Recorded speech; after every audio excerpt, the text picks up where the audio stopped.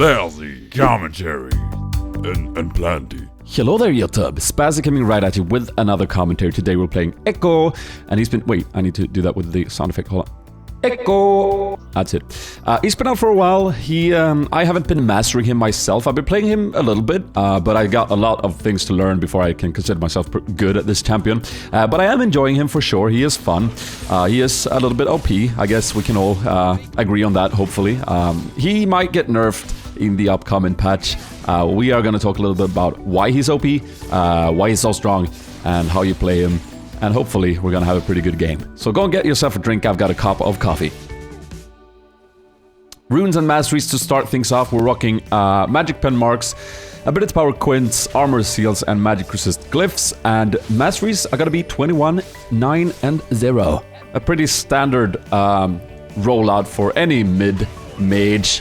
And, you know, there are some... You could go to hybrid, you could go either this or that, but I honestly found this to be the most successful one. And there you can see the basic trading. Jump in with E, hit them with a blind, just like point-blank Q, and hopefully get 3 stacks and run away with your speed boost. That's basically how you trade with EKKO. I always start Flask, and I almost... always go Barrier Ignite these days, because that's what Zinc plays him with, and I found that he was doing it with pretty good success. And the reasoning behind that is that, I mean, you have pretty decent utility with your E and your ult. You know, your ult is basically a better flash in most cases. So if you bring that barrier, you can really duel like a boss in combination with your W, and you're going to be surprising a lot of people with your durability. You're going to be baiting people in, and that's why I picked it, and I'm having decent success with it so far. Excuse me. Now, EKKO, as you can see here, I forced him back during the laning phase. Lee Sin came into gank, and I was still okay, so I'm in a really good spot where I can just last hit and wait for my 6. It's gonna be a little bit earlier than his, because, yeah, I was in the lane and he had to recall. In general, a seer could be a big problem for EKKO, because it's tough. If he positions his wall correctly, you can actually not get to a seer, which is, you know, pretty annoying. But we're gonna see how this lane rolls out. But let's talk a little bit about what item to build on EKKO. I found that EKKO can build anything, basically, which is also one of his big strengths. Like, you can build whatever is favorable for your matchup. In this scenario, if it wasn't for the fact that you're gonna see soon that I'm gonna have a pretty decent start. I've had it already, but it's gonna be a little bit better soon when Sp4zie is coming in for gank. I'm letting her know now that I want her here because he used flash earlier when I poked him down, and she's coming in right now, I think. And Nautilus is coming even as well, which is gonna be nice. But versus an Azir, Abyssal would be the way to go, in my opinion. Abyssal, super great item, you know, like Diana. EKKO can do very well with Abyssal, as you are going to be very close up to them. Magic Resist versus Pokey Champion is going to be good. In general, I only go it if there is more than 1 AP on the team, though. I mean, I think this game I go for Morelos, because CDR on EKKO is super strong. If you haven't tried it, you've just gone for like the Lich Bane and the Luden's EKKO Rush. Just try it out, because it's amazing. The fact that you can spam all your abilities constantly is super cool. And it's very strong as well, as all the abilities of EKKO are super potent as well. But, yeah, so I go Morelos this game, and then I go Abyssal afterwards, I think. Or, we'll see how it pans out. But yeah, he can build anything. Versus Zed, you just build Zhonya's, and it's still good. Like, you're still not that far behind. You'll be fine. And in prolonged fights like this, you get your shield up, you zone them with a Q, you commit really hard, you're lucky enough that he misses his wall, and then you can just ult back out. Unfortunately, Lee is there, and I'm trying my best to dodge the Q here. What's going on? Can I just... No, he hits it, so I'm pretty doomed. But that's okay. Got a kill. Hashtag Wolf. And when we come back into the lane here, I have Morelos almost completed. I get my blue, and there's a little bit of a fight going on here. Bots, we're gonna Rotatas, Firitas, Crispos, and I'm coming in with Sp4zie. W could be used a little bit further back here, but the ult from Sp4zie is gonna stun like Thresh, so I go for him. He flashes away, but in vain, as me and Vayne get it, pick up the kill there. I don't dive here because I don't have my ult. So basically, that's all you need to know about, like, can I go in, can I make a play? When you're not running flash, running barrier and ignite, just look at your ult. If it's up, go in. If it's not, don't. That's simple as that. In terms of EKKO's kit, the W, like I said in my champion spotlight actually turns out to be the thing that you'll have to master. And here, again, I'm committing super hard because I have my ult. When he's down, I just press it and I'm out. Dudes. But yeah, his W is the hardest part of his kit in my opinion. The Q, super easy to hit if you jump to them. His E is just a simple dodge. His R, press it and survive. Might be difficult sometimes to keep track on the shadow, but it shouldn't be too hard to get down. But the W, on the other hand, it's a little bit fiddly knowing when it's going to appear for the enemy, when you can move, where, and you can actually reveal terrain with it as well. When are you going to use it for utility like that? So that is the most difficult part of him. And here I just don't see that Ola's coming in. I'm like, oh, duh, and then it's okay, let's go. Do I have my ult? Yes, I do. Okay, we come in. So I was actually keen on going here, but the way back Q damage and the passive is going to just deal enough damage so he dies. Insane in the membrane. So while this all pans out, let's talk a little bit about what is going on with EKKO. I feel like, you know, he is kind of like... I played a lot of Diana before EKKO came out to get sort of in the melee mage mode, if that makes sense. And comparing those two champions is just like... Diana has a lot of burst potential, right? But in return, she is not doing that well pre-6 because you can't get her combo off and she has 0 utility.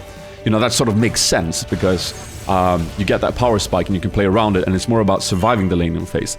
EKKO is exactly that, but he has a great laning phase too. And he has utility, tons of it. And the damage from the passive, insane. And the utility from that as well, speed ups, it's crazy.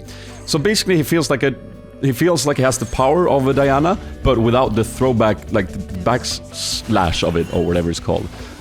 Which is the main problem. Now, one easy solution from my part would be if I just went out on a limb. I'm not a game designer, but yeah, if I were to do something about EKKO right now, it would probably be to just nerf the damage on the ult. There you can see that I used the ult to regain health, but I also did a chunk ton of damage that I can actually go in on Lee Sin and just finish him off with 3 stacks on my passive and the E. The ultimate is not needed for damage. Like, a lot of the times you're doing your combo, you're doing your thing, and you're using the ultimate to get out, right? The fact that you can sometimes, if the enemy ADC step on it, the fact that you can just press the ult late game and almost their entire HP bar disappears is just a little bit too much. I would understand if there's a little bit of damage there, or I don't know, maybe even a slow or something, but the damage, it just, they disappear. And I think you should be punished for not watching out for EKKO's clone, but I definitely don't think you should just instantly die. I think EKKO should still have to hit his Q and his abilities when he jumps in, right? Anyways, for me that feels like such an easy solution to sort of bring EKKO into balance a little bit. Just nerf the damage on the ult, maybe nerf a little bit of the utility, maybe a little bit less movement speed from his passive or something like that. But again, I do feel like the lane presence that he has is good where it is. It's just the fact that when he turns 6, he can always dive. It's a little bit strong, and if that ultimate also does damage, then yeah, it's going to be difficult. Take a sip of the coffee. So here I get into a little fight with Lee Sin. He steps out of the W, well played. I do kite, and here I get a little lucky E proc, so I actually follow his lantern, which is crazy. I don't get a good ultimate off here, but I actually want to save it for, you know, whoever might come and just attack me. So you always want to be a little bit hesitant. Like, think a little bit about when you want to ult. You just don't want to ult prematurely or ult to do damage sometimes, because if the fight prolongs, especially when you're rocking this build with a barrier ignite, that ult is your only way to get out. And usually I prefer to use it for getting out than to do damage. Although when the opportunity shows itself, you sometimes can't resist. And I think we'll get one of those right now. We're clearing the top wave, and the pink ward is going to set this up because they're trying to clear it. And this is actually going to be an amazing team fight from our side. We're using the W there. I'm popping it up, and Olaf goes in. I get a nice 3-man stun, but Olaf is immune. But there comes Sp4zie, the Glacier Pressure or whatever car is going to do a lot of damage. And there you can see that I tried to last hit both of them with my ult, but they just died before I could hit it. So I was like, oh, that was going to be a so cool little moment there. But hey, that was a really good... I was very synergized for being a normal team builder game, little fight there, and I pretty much enjoyed that, being a part of that. That was nice. Meanwhile, the ADC died bottom, but there were 2 people there, so we were able to push this with our number advantage. Here's a great example of the build I'm talking about and what the backside of it. I go in just a couple of seconds before my ultimate is up. It's actually up now. And if I had that ult, I could have gone in, done some damage, and then gotten out. So always think about when that ult is up, make plays when you have it, and don't make plays when you don't have it. Simple as that. I'm finishing off my build with... I rushed Ludens after Morelos. I went full aggressive build here. And then I'm going for Lichbane, and that's just a chunk load of damage right there. If this was a game that wasn't so... because of that team fight as well, it just made me so certain about I'm just gonna build very squishy. Zhonya's is always nice, because what Zhonya's allows you to do on EKKO is it allows you to go in, go completely ham, use all your abilities except your ult, Zhonya's, and while you're in Zhonya's, the clone of your ultimate is just gonna come up to you and be right where you are, and they are trying to root for you to kill you, so it's like a perfect little bait scenario. And you get out of Zhonya's, you press R and another rotation of your abilities, and everyone just melts. So Zhonya's is actually a very aggressive item, but also a little bit of a safe item. But this is actually going to be the surrender vote right here. So before I leave you guys, I want to let you know that I'm doing another Urban Ears race tonight. Yeah, I bet you've seen it on Twitter and everywhere. So like, just go to the link in the description and you can bet and win free Urban Ears headphones. It's a super fun thing as well. It's going to be live on Twitch, so go and watch it. Let me know in the comments how you would change EKKO if it were up to you. Maybe you wouldn't. Maybe you're crazy. And I'll see you next time, okay? This has been Sp4zie, and I am out.